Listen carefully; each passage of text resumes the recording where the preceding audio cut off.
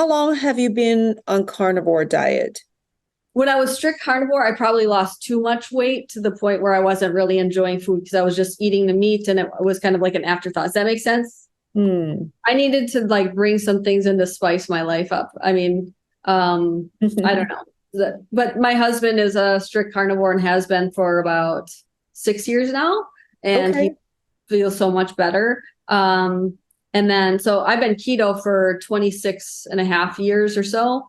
Um, and that's mainly prioritizing protein and then using fat as my lever. So as I lost weight and I needed more energy source, my fat lever has gone up quite a bit than when it was when I was, 80 pounds heavier.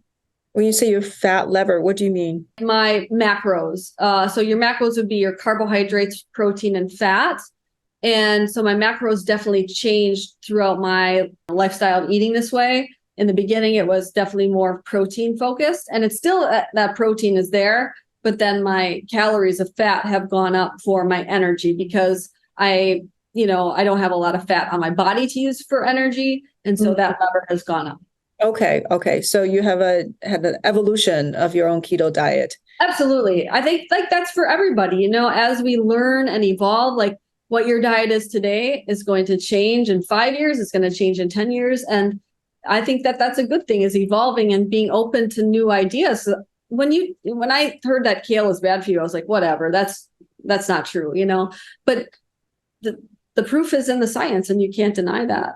Yeah. So, how has your approach with keto changed besides the fat? So, if you feel that you don't have enough fat storage, then you would increase your fat intake a little bit. Like I'm trying to understand like how you would advise people how Right. they can do keto. Well, I guess when someone works with me, the first question is, what are your goals? That's what I ask them. What are your goals? What medications you take, things like that. But what are your goals is going to drive how I design the diet for you. Because again, like I said, 99% of people that work with me want to lose weight. They might have something else like migraines or whatever, but they want to lose weight.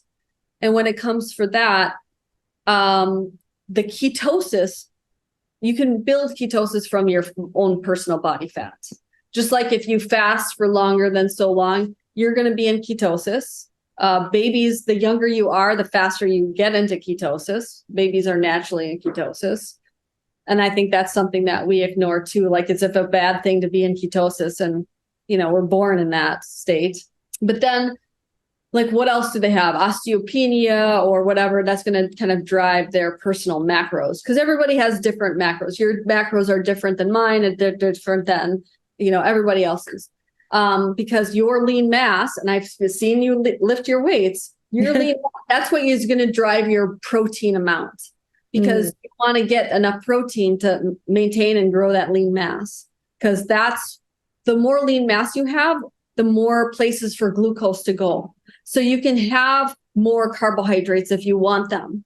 The more sugar you have, when I say sugar, the carbohydrates are the same thing, because if you eat a cracker or bagel, that turns into sugar. It's fine.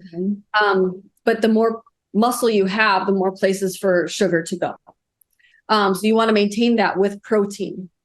And then depending on your goals, I'm going to give you your fat macros and the fat grams for the day.